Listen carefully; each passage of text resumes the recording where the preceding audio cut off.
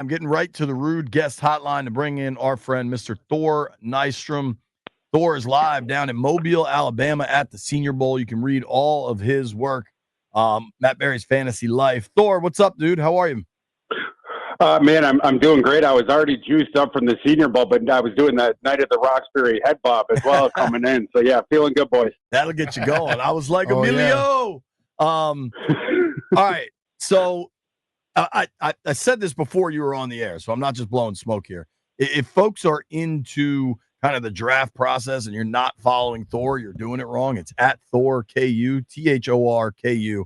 I don't know that anybody posts like more video than you did from Mobile. I've done Mobile a number of times. It's fascinating to watch the evaluators, watch these guys. Let's start broadly, kind of what position groups stood out the most to you from the Senior Bowl? First, thanks for the kind words. I really appreciate that. And the biggest one for me as far as the standout would be the defensive front. We saw some mutants out there, the real mutant Deion Walker in terms of physical size. Now, he's up and down. I certainly wouldn't call him a winner, might even be a bit of a loser from this week. Some of the reps weren't there, but you did see the flash reps, the high-end upside. But some of the other guys we saw, like I said, mutants. And I'm gonna extend from interior defensive line to edge. Okay. But Walter Nolan definitely caught the eye. A very, very active former 5-star recruit who had gone to Texas A&M and then last season transferred to the Portal King and Ole Miss and had a tremendous final season on campus as well. And people couldn't block him one-on-one here. He's too quick and he's too strong. He compares himself to Aaron Donald. That might be going a little bit far, but if you want to think of him as like slightly discounted Aaron Donald, I think that would be fair. And then a guy that he began his collegiate career with, Shamar Stewart at Texas A&M, a guy who is a bit of a hybrid between an interior defensive lineman and an edge rusher. I think probably his best fit in the NFL might be as a 3-4 defensive end, but he was causing all kinds of havoc here. He has a very quick first step, but it goes beyond that because his legs are so long. He gets on top of the outside shoulder of the offensive lineman in a flash, and then he's around the corner. And there was this one rep where he slapped the ball out of the Memphis quarterback's hand, Seth Hennigan, in like, in 0.7 seconds. He's already there and, just slapping the thing out. That kid's got nearly a 7-foot wingspan and super twitchy. So I would say the defensive front in general was the best position group here. Any of those guys that dropped the number 29?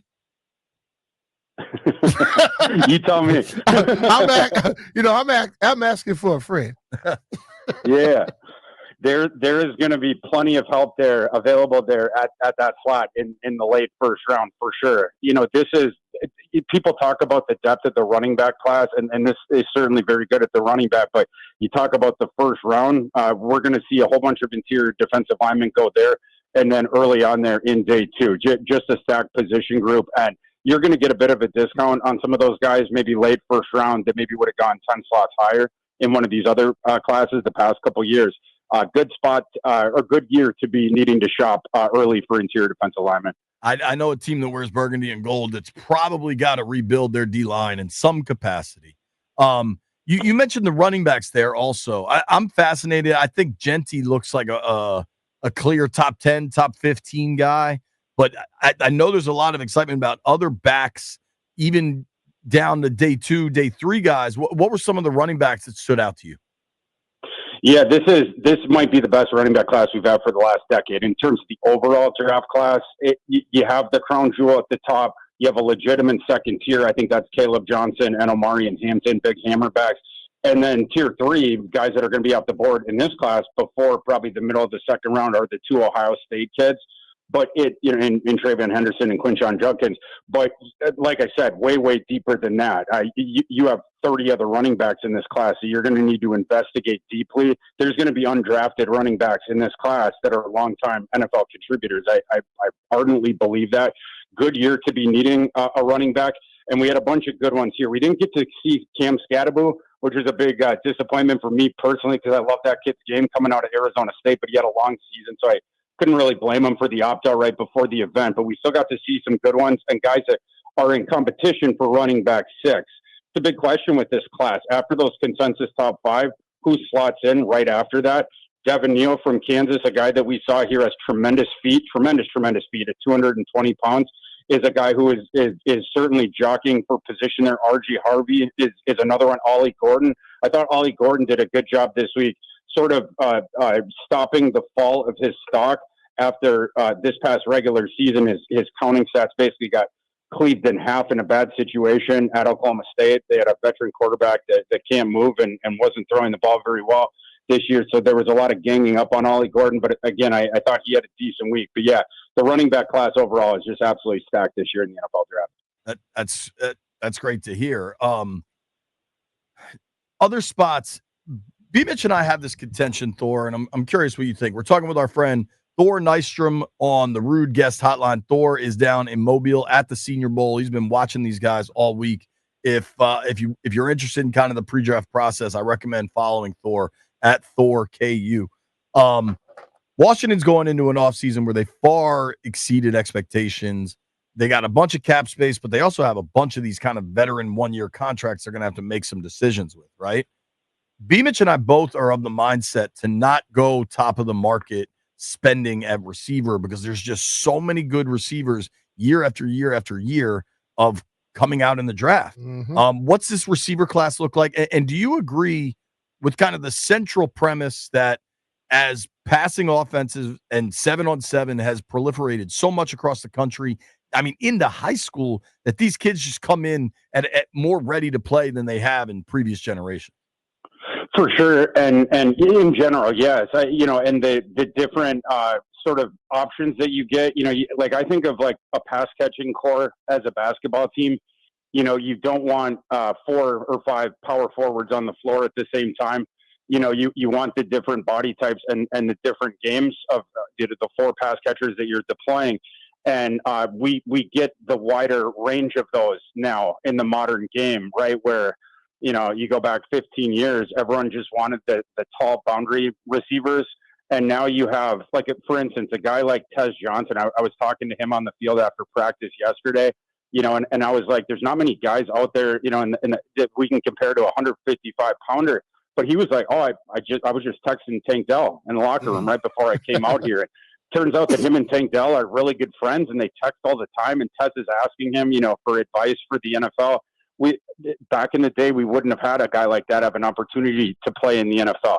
But this draft class specifically, if I'm a team like the Commanders, this might be a year where maybe I don't take a receiver because I think this receiver class is down. We got the market correction in a good way on the running back class coming from last year where the running back class stunk, and now we're going to have a potentially historic running back class. We've had some tremendous wide receiver classes here the last 5 years. This year, it's a bit down. You only have, in my opinion, one guy who has pretty close to an unimpeachable evaluation in Tedero McMillan, the big pterodactyl from Arizona. Luther Burton from Missouri, the consensus wide receiver, too. He's going to be a solid slot, a good, I think, slot receiver in the NFL, but he's a slot, and he had a down season. They had a really strange thing going on with Missouri's offense this year. And then, from there, all of a sudden, now you're down into guys who have even more questions on their evaluation. I know Washington, you probably put wide receiver as a top 3 need. Maybe look for another avenue this year, whereas in general, maybe you shop for that in the draft. But I think the trench play for Washington and then maybe the back half of that defense, maybe for this class, it fits better with the position groups and qualitatively what they're offering. I think you improve the big boys, you improve your team. I think a lot of times people look at the skill positions and they feel they go get that. But if you don't have time and you can't get pressure, those guys are going to look mediocre instead of looking like they're supposed to look. That's right. Yeah. And you have a lot of those big, long levered athletes coming off the edge in this class. Again, one of the strengths of it, and guys that improve their stock here as well. I think Washington, maybe they might have had a close eye on Shamar Stewart, being an example of one guy here. But yeah, that edge group along with that interior defensive line. The Texas A&M kid, yeah. Okay. It was funny that on Wednesday we were walking out of the media availability session, and down on the street there was a dude walking with Shamar Stewart that our group happened to be walking right behind down the street, and the guy was wheeling Shamar Stewart's suitcase. And it sure looked like Shamar Stewart was leaving. And so we had to ask him, are you leaving? He sort of gave a wry grin. And indeed, he ended up opting out yesterday. Wow. He did not need to be here any longer than that, though. He showed everything he needed to I think, to punch his ticket in the first round, because that kid's going to go nuts next month at the NFL Combine. He's almost 6'6". He's around 300 pounds. He is an athletic freak, and his wingspan is almost 7 feet. So yeah, it's a guy that Washington could be interested in for sure. And that's a problem. I mean, you might have to move up to get him, right? Could you see him going inside the top 20, top 25?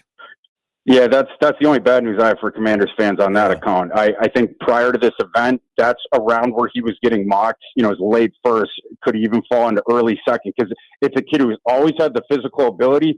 But why did he only have whatever it was, 2 sacks last year, 3 sacks last year?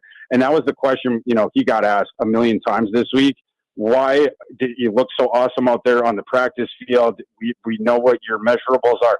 Why did it not manifest in the counting stats in college?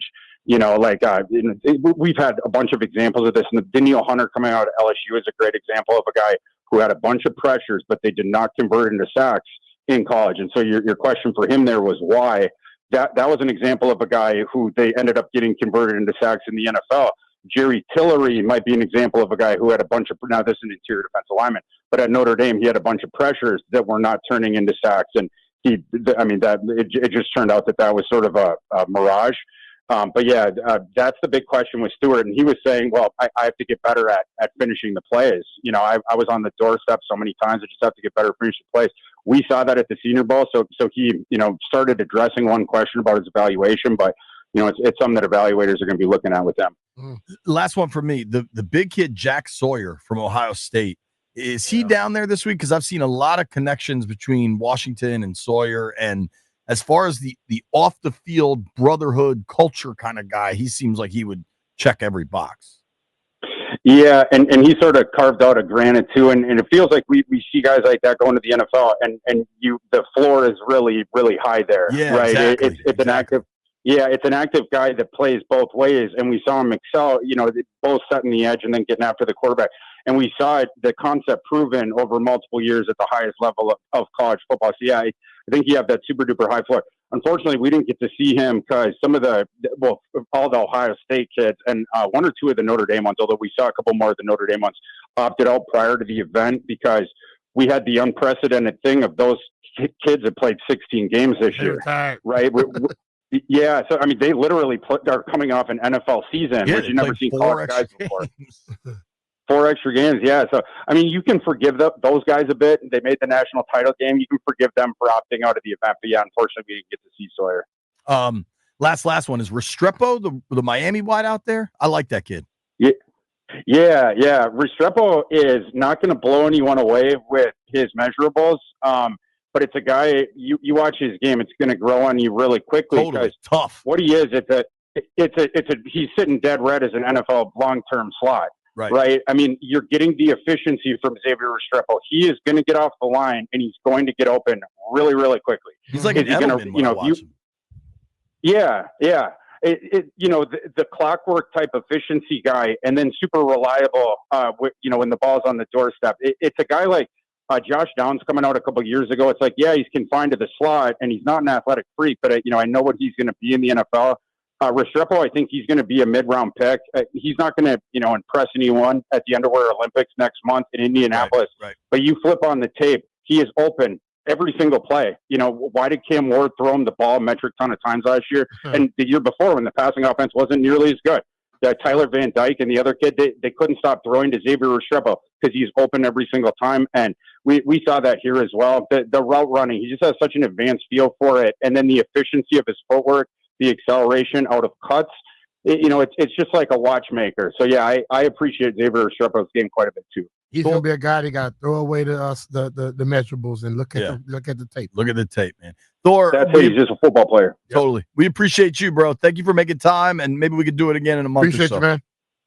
Awesome talking to you, boys. Go Commanders. All right. That's our guy, Thor Nystrom. Give him a follow at Thor KU. That kid Restrepo, you get him early Saturday morning. Hey, man. That's a difference maker.